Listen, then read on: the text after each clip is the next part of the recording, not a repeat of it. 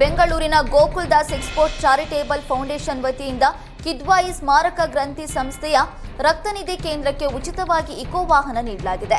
ವಾಹನದ ಕೀಲಿಕೈಯನ್ನ ಕಿದ್ವಾಯಿ ಸಂಸ್ಥೆಯ ಅಧಿಕಾರಿಗಳಿಗೆ ನೀಡುವ ಮೂಲಕ ವಾಹನದ ಹಸ್ತಾಂತರ ಕಾರ್ಯಕ್ರಮ ನಡೆಯಿತು. ಮುಂದಿನ ದಿನಗಳಲ್ಲಿ ಇದು ಸಂಸ್ಥೆಯ ಸೇವೆಗಳಿಗೆ ಸಹಾಯವಾಗಲಿದೆ.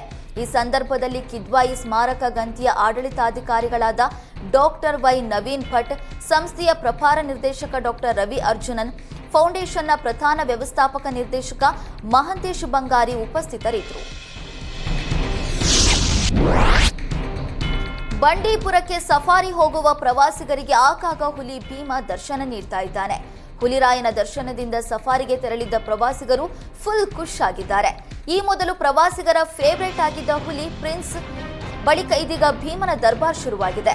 ಪದೇ ಪದೇ ಪ್ರವಾಸಿಗರ ಕಣ್ಣಿಗೆ ಕಾಣಿಸಿಕೊಳ್ತಾ ಇರುವ ಈ ಭೀಮ ಚಾರಣಿಕರ ಅಚ್ಚುಮೆಚ್ಚಾಗಿದ್ದಾನೆ.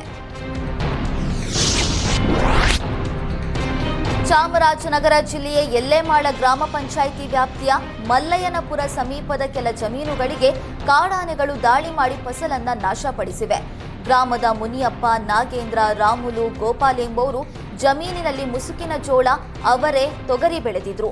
ಬೆಳಗಿನ ಜಾವ ಸಮೀಪದ ಅರಣ್ಯ ಪ್ರದೇಶದಿಂದ ಆಗಮಿಸಿದಂತ ಕಾಡಾನೆಗಳು ಫಸಲನ್ನ ತಿಂದು ತುಳಿದು ನಾಶಪಡಿಸಿವೆ. ಅಲ್ಲದೆ ಕೃಷಿ ಯಂತ್ರೋಪಕರಣಗಳನ್ನು ಕೂಡ ಕಿತ್ತು ಬಿಸಾಡಿವೆ. ಕೂಡಲೇ ಅರಣ್ಯ ಇಲಾಖೆ ಅಧಿಕಾರಿಗಳು ಪರಿಶೀಲಿಸಿ ಸರ್ಕಾರದಿಂದ ಸೂಕ್ತ ಪರಿಹಾರ ದೊರಕಿಸಿಕೊಡುವಂತೆ ಹಾಗೂ ಕಾಡು ಪ್ರಾಣಿಗಳ ಉಪಟಳಕ್ಕೆ ಕಡಿವಾಣ ಹಾಕುವಂತೆ ರೈತರು ಒತ್ತಾಯಿಸಿದ್ದಾರೆ.